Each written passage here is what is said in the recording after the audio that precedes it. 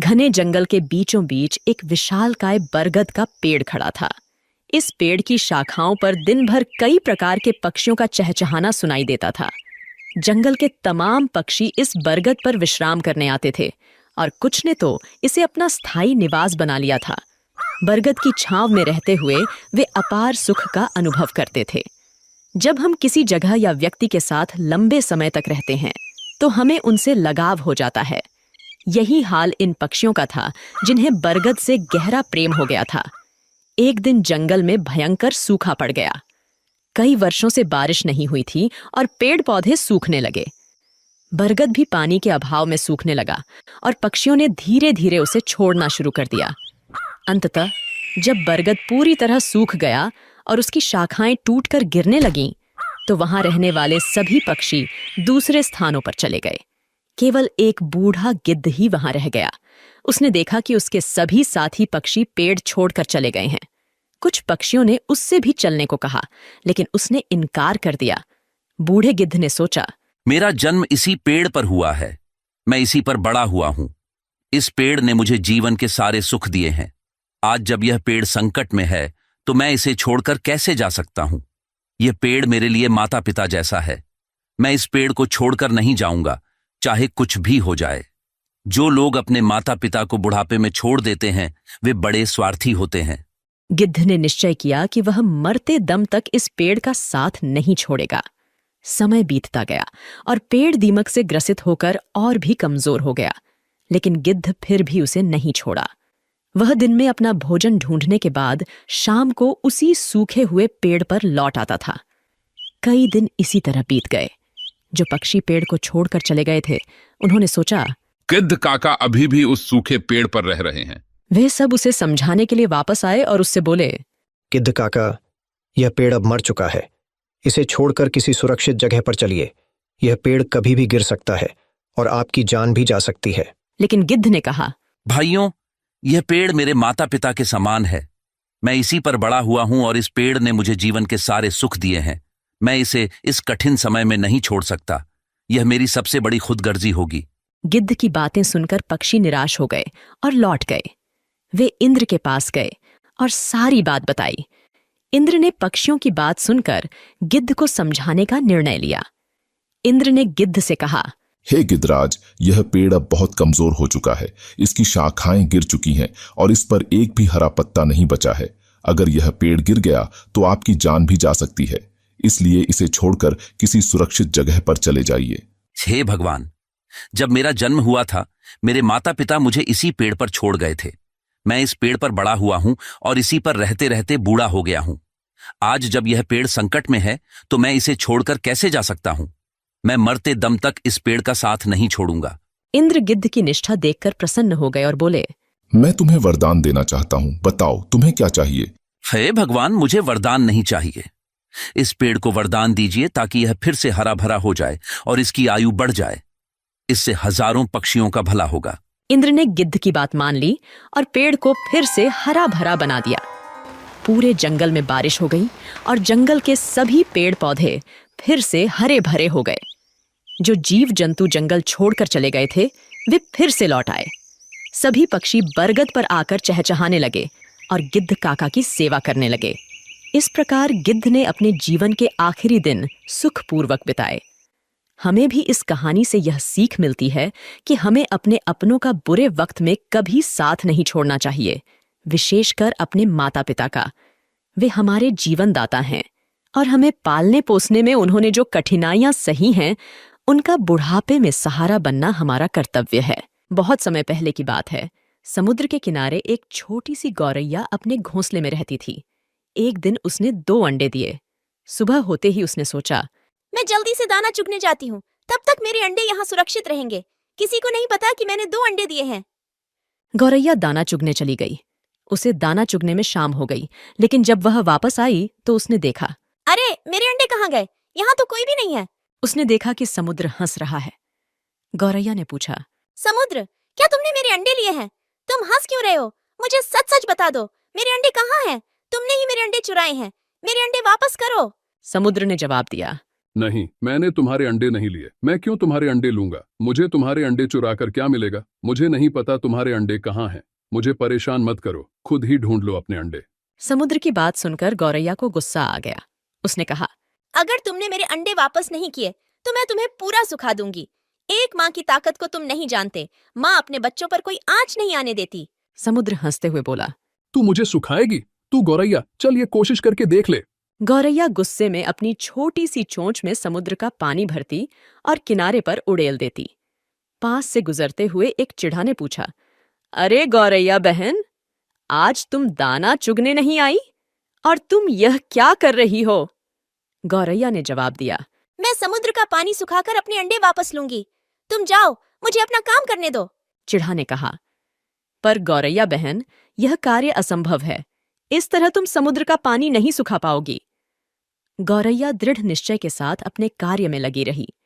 जब वह थक जाती तो थोड़ी देर रुककर फिर से काम में जुट जाती। इस कार्य में गौरैया को कई दिन हो चुके थे। भूखी प्यासी गौरैया की तबीयत खराब होने लगी। यह देखकर सभी पक्षी चिंतित हो गए। यह गौरैया अगर इसी तरह भूखी प्यासी इस कार्य में लगी रही तो अनर्थ हो जाएगा। हमें गरुण देव के पास चलकर सहायता मांगनी चाहिए। सभी पक्षी मिलकर गरुण देव के पास गए। गरुण देव ने पूछा, क्या बात है, सब ठीक तो है? आज सभी पक्षी एक साथ मेरे पास आए हैं। पक्षियों ने बताया, गरुण देव, एक छोटी गौरैया अपनी जिद पर अड़ी है और इतने विशाल समुद्र का पानी सुखाने का प्रयास कर रही है। इसी वजह से उसका स्वास्थ्य भी गिर रहा है। कृपया उसकी मदद कीजिए। गरुण देव समुद्र तट पर गौरैया के पास गए और बोले, गौरैया, मेरी चोंच थोड़ी बड़ी है। क्या इस कार्य में मैं तुम्हारी कुछ सहायता करूं? नहीं गरुण देव, आप मेरी वजह से परेशान मत होइए। ये मेरी लड़ाई है, मैं इसे खुद लड़ूंगी। मुझे कोई मदद नहीं चाहिए। गरुण देव ने सोचा, बच्चों की वजह से यह चिड़िया किसी की नहीं सुनेगी। इसके लिए अंडों को ढूंढने से ज्यादा महत्वपूर्ण कोई कार्य नहीं है। मुझे भगवान श्री हरि के पास जाना होगा और उनसे विनती करनी होगी। गरुण देव भगवान विष्णु के पास गए और प्रार्थना की, हे नारायण, आपकी जय हो। कृपया हमारी सहायता कीजिए। एक नन्ही गौरैया समुद्र का पानी सुखाने की ठान बैठी है, जो कि संभव नहीं है। उसका स्वास्थ्य भी गिर रहा है। पक्षीराज गरुण, मैं इस गौरैया के दृढ़ निश्चय से बहुत प्रसन्न हूँ। हे समुद्र देव, आप पीछे हट जाइए और गौरैया को उसके अंडे लेने दीजिए। आज एक माँ अपने बच्चों की रक्षा के लिए कोई भी जोखिम उठाने के लिए तैयार है, इसलिए मैं गौरैया के साथ हूँ। आपको पीछे हटना होगा और गौरैया के अंडे उसे लौटाने होंगे। समुद्र ने भगवान विष्णु की आज्ञा मानी और पीछे हट गया। गौरैया ने खुशी खुशी अपने अंडे निकाल लिए। समुद्र ने कहा, गौरैया, मुझे माफ कर दो, आज तुम्हारा विश्वास जीत गया। गौरैया ने गर्व से कहा, मैंने कर दिखाया, मेरे अंडे मुझे वापस मिल गए। नारद, तुम तो हमेशा भ्रमण करते रहते हो। कोई ऐसी घटना बताओ जिससे तुम चौंक गए हो। प्रभु, मैं अभी अभी जंगल से आ रहा हूं। वहां मैंने एक अद्भुत घटना देखी। एक गाय दलदल में फंसी हुई थी और उसे बचाने वाला कोई नहीं था। तभी वहां से एक चोर गुजरा। उसने गाय को फंसा हुआ देखा, लेकिन रुका नहीं। उल्टे उसने गाय पर पैर रखकर दलदल पार किया और आगे बढ़ गया। कुछ दूर जाकर उसे एक सोने का सिक्का मिल गया। भगवान विष्णु मुस्कुराते हुए पूछे, फिर क्या हुआ नारद? थोड़ी देर बाद वहां से एक वृद्ध साधु भी गुजरा। उसने गाय को बचाने की पूरी कोशिश की। पूरे शरीर का जोर लगाने के बाद उसने गाय को बचा लिया, लेकिन जैसे ही वो आगे बढ़ा, एक गड्ढे में गिर गया और उसे चोट लग गई। प्रभु, यह किस प्रकार का न्याय है? नारद, जो हुआ वह सही हुआ। चोर की किस्मत में उस दिन खजाना लिखा था, लेकिन उसने पाप किया, इसलिए उसे सिर्फ एक ही सिक्का मिला। वहीं साधु के भाग्य में उस दिन मृत्यु लिखी थी, परंतु उसने गाय को बचाकर अपने पुण्य बढ़ा लिए और उसकी मृत्यु एक छोटी सी चोट में बदल गई। इंसान के कर्म ही उसका भाग्य तय करते हैं। अब नारद मुनि को सारा माजरा समझ आ गया था। प्रभु, अब मुझे समझ में आया। हमें हमेशा अपने जीवन में अच्छे कर्म करते रहना चाहिए। उसका फल हमें किसी न किसी रूप में अवश्य मिलता है। बिल्कुल नारद, यही जीवन का सच्चा मार्ग है। प्राचीन समय में राजा जनक की पुत्री सीता से जुड़ी अनेक कथाएं प्रसिद्ध हैं। एक ऐसी ही कथा है जिसमें एक तोते ने माता सीता को श्रीराम से वियोग का श्राप दिया, जिसके कारण गर्भावस्था के दौरान माता सीता को श्रीराम से दूर रहना पड़ा। एक दिन की बात है, जब छोटी सीता अपनी सहेलियों के साथ बगीचे में खेल रही थीं। बगीचे के एक पेड़ पर तोते का एक जोड़ा बैठा था और वे आपस में बातें कर रहे थे। इस युग में राम नामक एक प्रतापी राजा होंगे और उनकी अद्वितीय पत्नी सीता होंगी। श्री राम सभी राजाओं को अपने अधीन कर लेंगे और देवी सीता के साथ 11,000 वर्षों तक राज करेंगे। धन्य है श्री राम और धन्य है सीता। ये सुनकर सीता का ध्यान उस ओर गया। अपने विवाह की बात सुनकर वह उत्सुक हो गईं और उस तोते से पूरी कथा सुनने की इच्छा की। उन्होंने अपनी सहेलियों से तोते को पकड़कर लाने को कहा। सहेलियों ने तोते को पकड़कर सीता के पास लाया। सीता ने प्यार से पूछा, तुम कौन हो और कहाँ से आए हो? तुम जिस राम और सीता की बात कर रहे थे उसकी जानकारी कैसे मिली? हम वाल्मीकि ऋषि के आश्रम के पेड़ पर रहते हैं। उन्होंने रामायण नामक एक सुंदर काव्य लिखा है और उसे अपने शिष्यों को पढ़ाते हैं। हम भी उसे सुनते हैं और इसी कारण हमें ये कथा याद हो गई है। अच्छा, तो तुम श्री राम और माता सीता के बारे में बहुत कुछ जानते होगे। हाँ, थोड़ा बहुत। मुझे और बताओ। श्री राम महर्षि विश्वामित्र के साथ अपने 3 भाइयों भरत, लक्ष्मण और शत्रुघ्न के साथ मिथिला आएंगे और भगवान शिव के धनुष को तोड़कर देवी सीता से विवाह करेंगे। श्री राम के तीनों भाइयों का विवाह भी मिथिला में होगा। तोते की बातें सीता को बहुत प्रिय लगीं। तुम्हारी बातें मुझे बहुत अच्छी लग रही हैं। श्री राम के गुणों के बारे में कुछ और बताओ। सीता की उत्सुकता देखकर मादा तोता समझ गई कि यह जनक नंदिनी सीता ही हैं। फिर भी उसने बिना इसका एहसास दिलाए कहा, श्री राम के रूप और गुणों का वर्णन जितना किया जाए कम है। वे हर प्रकार के ऐश्वर्य से युक्त हैं। जनक नंदिनी सीता धन्य है जो श्री राम के साथ हजारों वर्षों तक रहेंगी। परंतु तुम कौन हो जो यह सब सुन रही हो? जिसे तुम जनक नंदिनी सीता कहती हो वह मैं ही हूं। श्री राम ने मेरे मन को मोह लिया है। जब वे मिथिला आकर मुझसे विवाह करेंगे तभी मैं तुम्हें छोड़ूंगी। तुम मेरे महल में सुखपूर्वक जीवन बिताओ। हम वन में रहने वाले पक्षी हैं और स्वच्छंद विचरण पसंद करते हैं। महल में हमें सुख नहीं मिलेगा। मैं गर्भवती हूँ और अपने बच्चे को जन्म देने के बाद वापस आ जाऊंगी।